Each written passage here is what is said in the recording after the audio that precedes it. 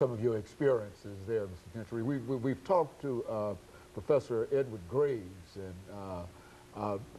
Dungy and a number of others, and they've talked about that band and about Mr. Greer. What were some of your impressions after working some 15 years with the band and Mr. Greer? Oh, Mr. Greer, he was a terrific motivator. He could have those students to feel like they were the best things in the world. I remember the way that name, the Aristocrat of Bands, came about, and incidentally, that band was invited to play at some of the National Football League games, which were some of the first that black schools had been offered the opportunity to play at those halftimes of the National Football League. I think we were up in Cleveland one of those times. And we had performed, and the newspapers wrote up the fact that we were there, and they mentioned this was the Aristocrat of Bands. But what I want to say about Mr. Greer and that band, we worked just wonderfully well together.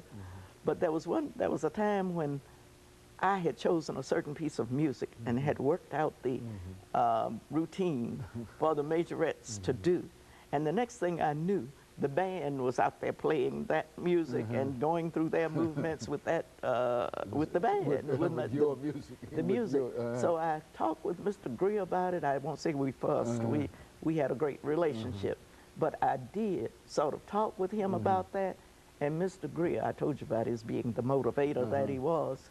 Mr. Greer said to me, he said, "Mrs. Gentry, this is certainly what you do is important, but this is the big picture."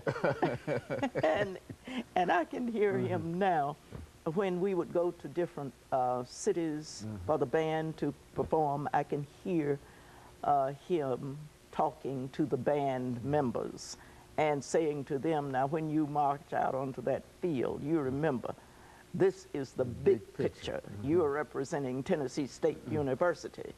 And he was just a real good person. And we had some great times back there then. So anyway, we had some good times. I'm trying to remember the first year that I worked with the band. It was the first year that my husband became head football coach at Tennessee State University. And do you remember I said to you that he didn't want to come down here because he thought that Dr. Davis was not unusual. Well, because he talked about developing these kinds of players, the All-America and so forth, and playing before crowds of 40,000 and 50,000. Well, what happened? The first year that I worked with the band and my husband became head football coach, our team, football team, did not lose a game.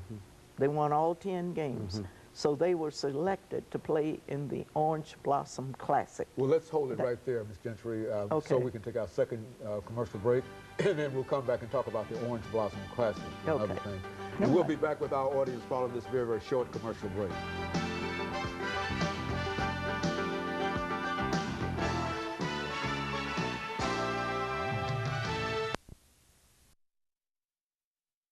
Talking to Ms. Carrie M.